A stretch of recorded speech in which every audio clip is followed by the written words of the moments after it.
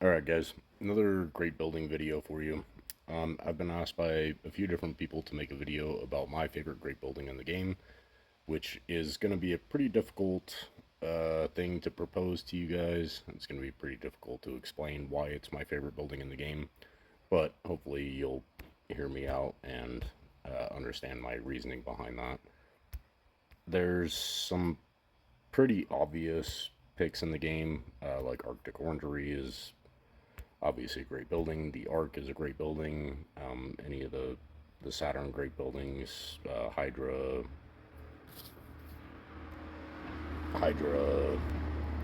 Centaurus, Pegasus are pretty much automatically going to be great buildings. Stellar Warship, some of the older buildings too, especially if you're a new player, like Chateau, Basilica, CDM, COA, buildings like that. OBS is timeless. We got Zeus over here. Those buildings are super important for new players to build those up. They're not great in the long run, so eventually you might delete those buildings. But for newer players with a lower city production on forge points, those buildings are extremely cost effective to level up. They help you play the other parts of the game that you need to play to actually benefit your city. That's going to be GBG, guild expeditions, things like that. So all great buildings, right? My pick of the litter is not a popular opinion. I guarantee you that I'm going to get some immediate hate for this, but I've been asked to make a video on why it's my favorite great building, and I'm going to do that.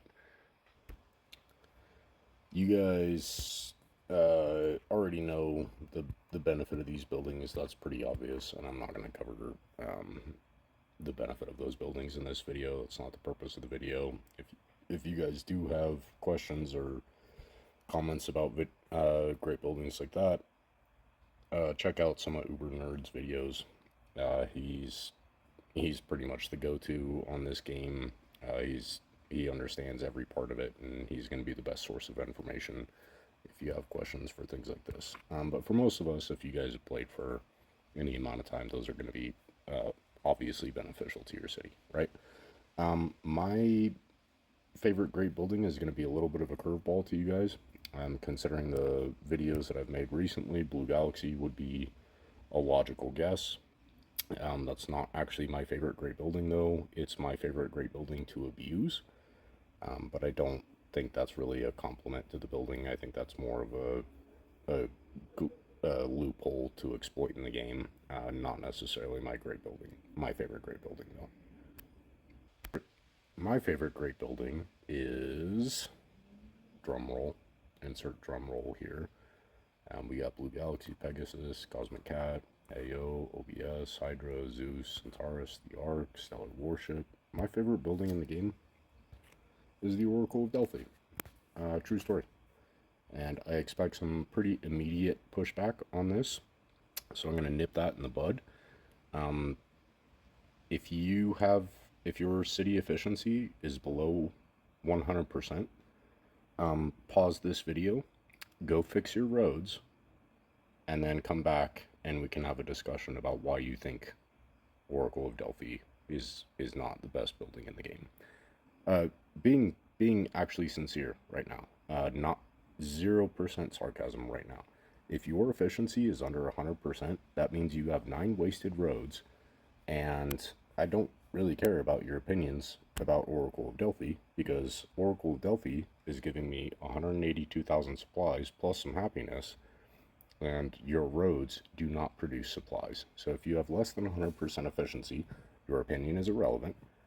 Go fix your roads, and if you have questions about fixing your roads, feel free to watch some of my other videos on road efficiency and get your roads up to 120%, and then come back and tell me why you think Oracle of Delphi is not the best building in the game. Being actually pretty not sarcastic right here. But once you come back with 120% efficiency, let me explain to you why Oracle of Delphi is my favorite great building.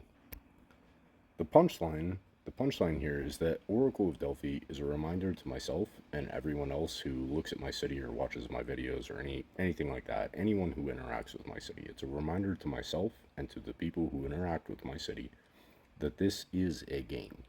And if you've played the game long enough, which I've been playing for many years, you've seen the evolution of hardware. So, there was a point in time where Shrine of Knowledge was like the most coveted building, and if you had 20 of them, you're a rock star because you're getting 25 forge points from your daily collection, and all the other losers are only getting one forge point, right?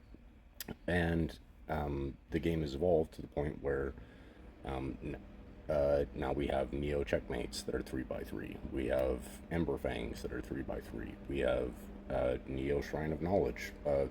That's weird. What a coincidence, bringing that full circle. Used to be one forge point on a regular Shrine of Knowledge, but now it's 82 forge points on a Shrine of Knowledge plus attack boost. So that's cool. No coins though. I do miss the old school Shrine of Knowledge because they gave coins. But I guess we'll bring that full circle.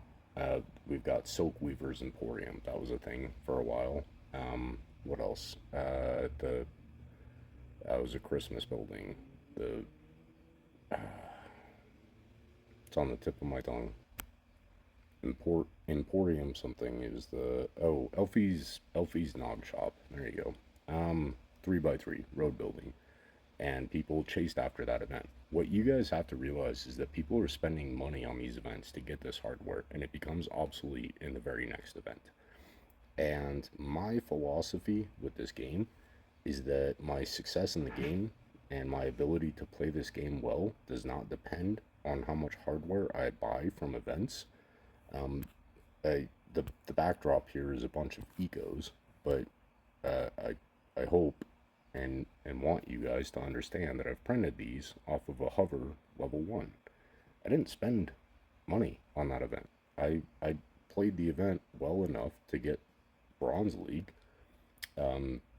Kudos to Uber Nerd again for the advice on how to place in these events without spending money. If you guys are like-minded, please check out his videos. He's really the go-to guy in terms of event strategy. But my strategy as an individual player is really not to spend a whole lot of money on the game. Every now and then I'll throw $20 at it, but for the most part, I don't buy the game. I just play it strategically. So there are buildings in this game, 3x3, or even 2x4. Let's take a 2x4. It's 8 squares. It's 1 square smaller, but there's plenty of buildings that fall into that category, 2x4 or 4x2, that have also become obsolete over the years. And it's a reminder to myself that I don't need to buy the biggest and best trinket as it comes out, with the knowledge that it will become obsolete quickly, like within a couple months. And I can justify the space because I have 120% efficiency, so I can justify 9 squares dedicated to my Oracle, and it is beautiful. That's the other part that I like about the Oracle, is that it is beautiful. I'm being somewhat facetious here, but my meaning is still very much true. I can justify the space for that building because my efficiency is 120%, and that has nothing to do with how much money I've spent at the game. It has everything to do with how I've designed my city.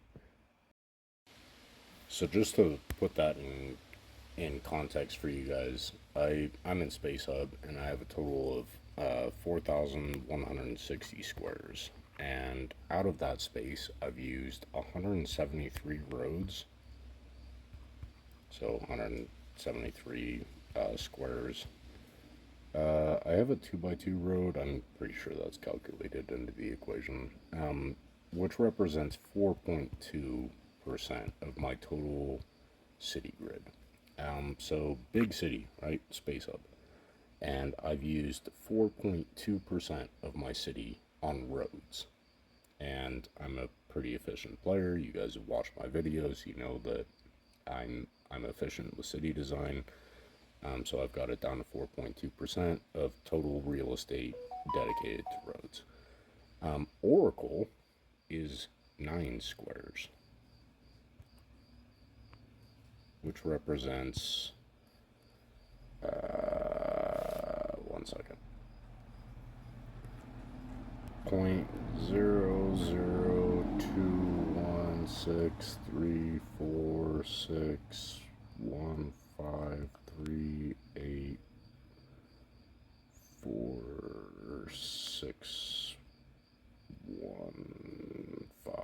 Let's round it up to 0.0022. Let's be generous there, and we're going to round that up to 0.022 is the amount of space in my city that I've dedicated to Oracle. So the idea that I can't believe that you've planted the Oracle, it's just a waste of space. Dude, I have a, a very 2/100ths of my city is dedicated towards that building. And if you're that desperate for great, or for GBG attack, GE attack, anything like that, I would say probably follow Uber Nerds guides and find a way to pick up some of these boost kits for yourself. Just so that's not really that much of an issue, you know. There's other ways to find attack ability in the game.